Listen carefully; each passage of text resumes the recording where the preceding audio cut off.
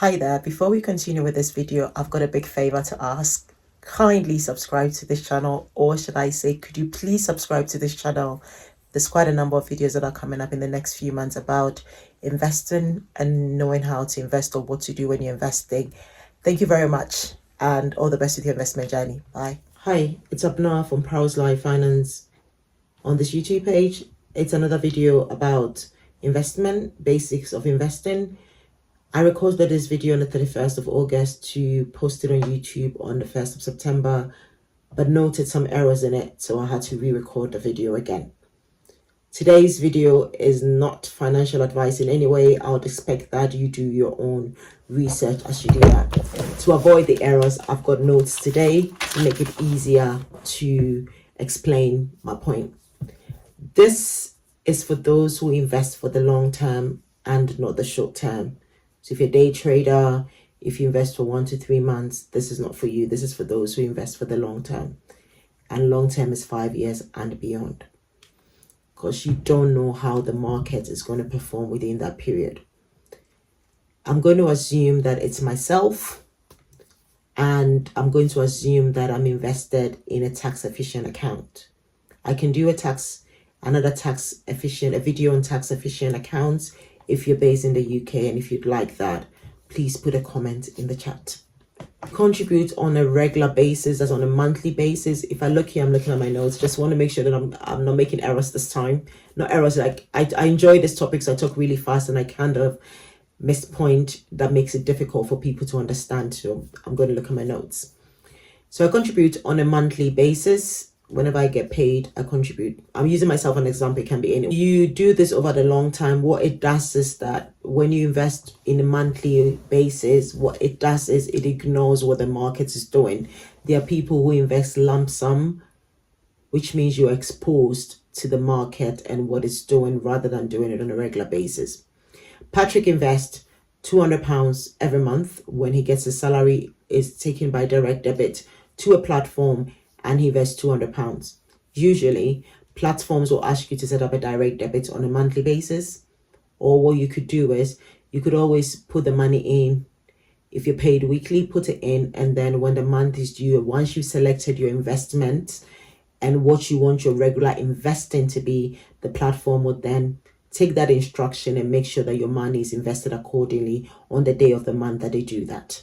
Patrick invests £200 every month. We are going to assume that he invests in a basket of apples and tomatoes. Tomatoes, I'll use them interchangeably here. You know exactly what I mean. You know what the fruit is. So we call it BAT. I think there's a ticker symbol for a fund or a stock that is BAT. For this purpose, is just a basket of apples and tomatoes. £200 every month. In January, one of them costs £5, which means he buys 40 of them. In February, it's £10, he buys 20. In March, it's £5, he buys 40. In April, it's £20, he buys 10 of them. In May, it's £20 again, he buys 10 of them. In June, it drops down to £5, he buys 40 of them. The price of the fund or the apples and tomatoes going up and down every month is dependent on what the economy is doing, what the world market is doing, geopolitical situations, demand, there's so many instances that will cause that. In total, between January and June, because of the differences in the price, you wouldn't expect him to own the same number of apples and tomatoes every month. In our example, in January to June, he owns 160 apples and tomatoes. It can be a mix of them. It's just a basket we're talking about. When I say he buys, I mean that the instruction to his bank then makes him invest that. The instruction that he's given to his platform would then give him they will then buy what is. When I say he's buying, someone is buying on his behalf, but it is. He spends £1,200. That's £200 every month for a period of 6 months, January to June. £1,200. He has 160 apples and tomatoes.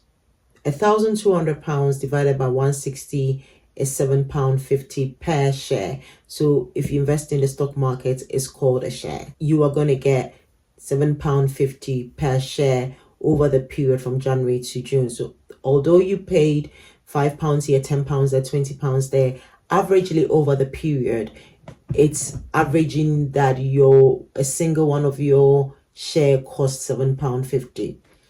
If you were the kind of person who waited to buy it, let's say in April when it was £20 and you had £1,200 in bulk, it means that you only have 60. However, you can see that from this example, because the person has been doing it on a monthly basis, they have 160 instead of 60. If you happen to buy in February, which was £10, you put all your £1,200 in February, you would only have 120, while somebody who averaged it over the period has 160 shares. If you manage to time the market well, which people tend to believe that they can do, and happenstance, this time they had luck and they managed to put it in January, then they would have 240, which means they performed better than someone who did it on a monthly basis. But that is not usually the case because no one knows how the market is going to be performing. In July, the price then drops considerably to £1 because of whatever reason it is. Patrick's therefore buys 200 apples and tomatoes. What it means is that from January till July, he has 360 apples and tomatoes, and he spent a total of £1,400, which means that he has, however, managed to get an average price for £3.88 from January to June of £3.88, which is very good. Let's say someone else thinks they can time the market and manage to spend all their 1,400 in July. It means they have 1,400 shares when Patrick only has 360 shares. But it's very unlikely that you can say that I'm buying, I know when the market is going to fall, so I'm waiting to buy at that time. It usually doesn't happen. I also want to say that usually when it falls down in July, people get worried because remember that you have 160 from January to June. When it falls to £1, although you spent £1,200 at the time, let's assume, I'm not going to look at how market performs during that period. I want to make the math easier, but usually when you invest in the market from January to June, as prices go up, although let's say you spend 1,200, because prices have gone up in that period, just an example, you might realize that your fund is, let's say, worth 1,300, just an example. Okay, but for the purpose of this, let's just stick to the price at which you bought it and ignore anything that the market is doing or the performance in the markets at this time to make it easier in explaining. In July, when it dropped to £1, prior to them buying your 200 shares for you for what you put in January, your fund would have been valued at £65, would have been valued at 160. That's 160 apples and tomatoes that you have or that you own times the current price. Again, remember, I'm making the assumption that I've ignored the fact that the market is going up and down. So though it's 1,200 and it would have been 1,300 at the time that you bought it, I'm assuming just the number of shares that you own at the time, ignoring whatever the market has done in the period from January till June.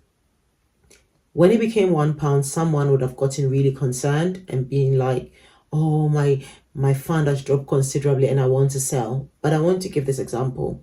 Assuming you own gold, physical gold in a storage unit, wherever you own gold, and at the time of purchasing your gold, just an example, let's say you own a kilo of gold, pure gold, and at the time of buying it, let's say you spend, just an example, I don't know the price of gold, I can check, but just an example, at the time of buying it, it cost you $500,000 to buy it, or £500,000 to buy it, just an example.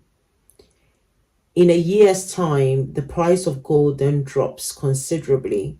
So your gold bar is now valued at 100,000.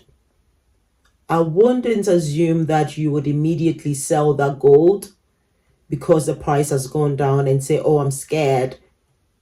And then you rush to sell the gold. Because what you would know is that you still own that bar of gold. It's still yours. And when the price goes up, your gold is valued up again.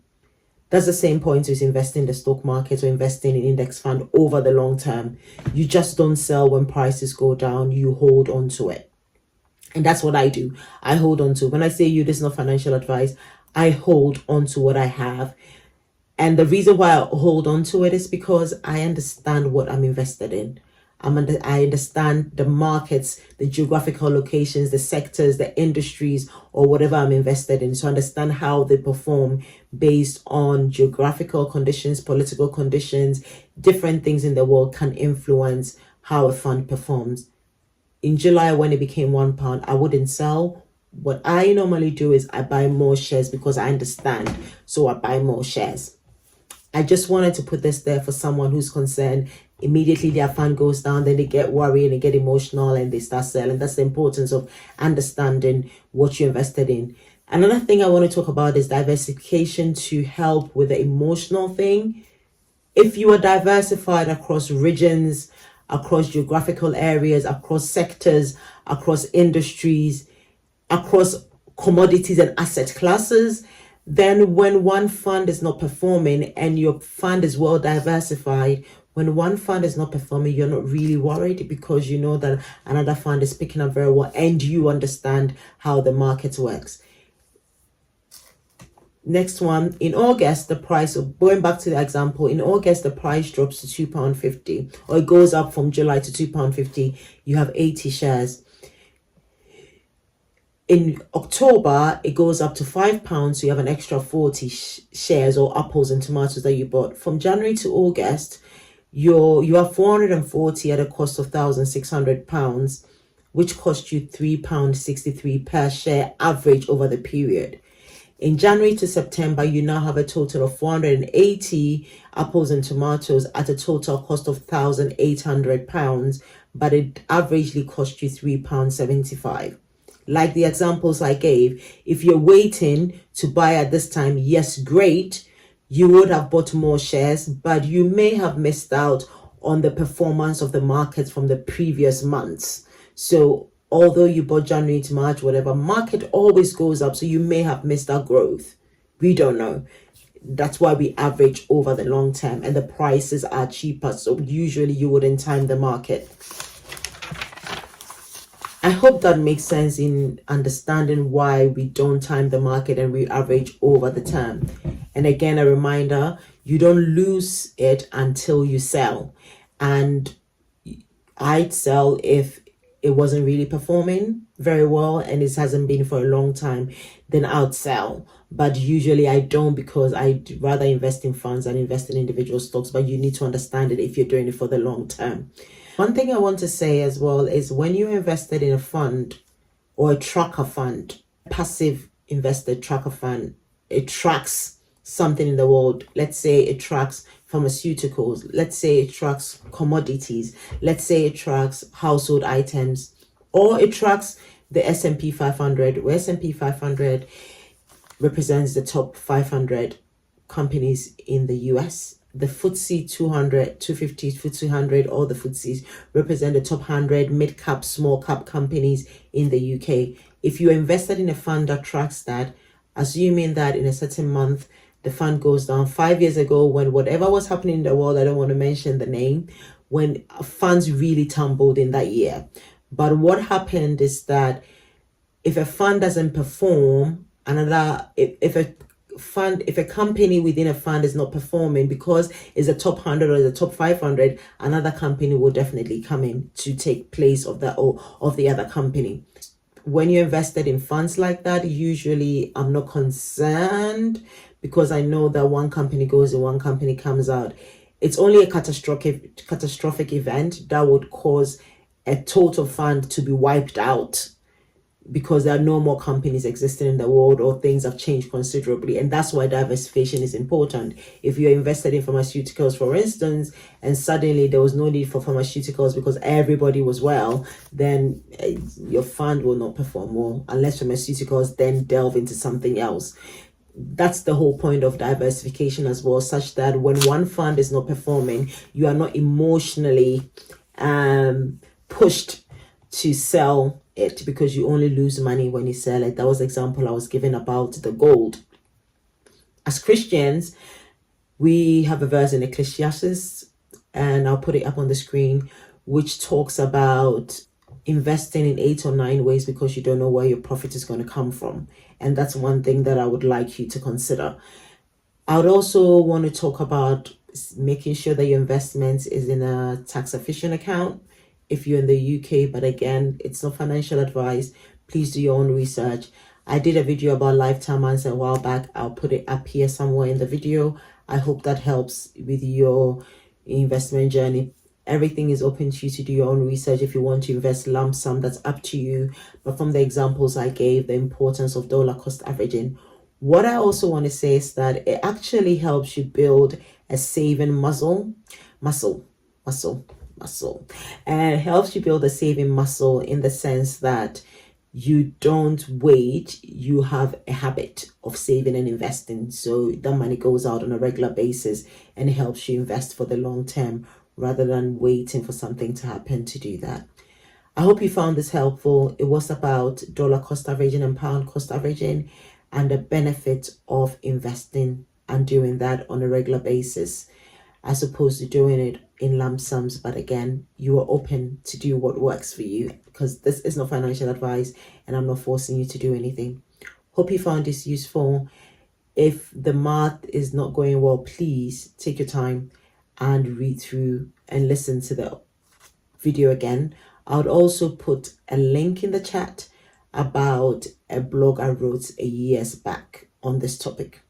Thank you for watching, and I'll be back. I promise to be back end of this month and do the video, a short video about funds and how they change over the period, because I've got some evidence that shows that some funds have changed over the period since I first did them, which means that companies have moved in and companies have come out, or companies have gone down the amount of percentages that they hold in that fund. Thank you, and all the best with your investment journey. A happy new week to you. Bye.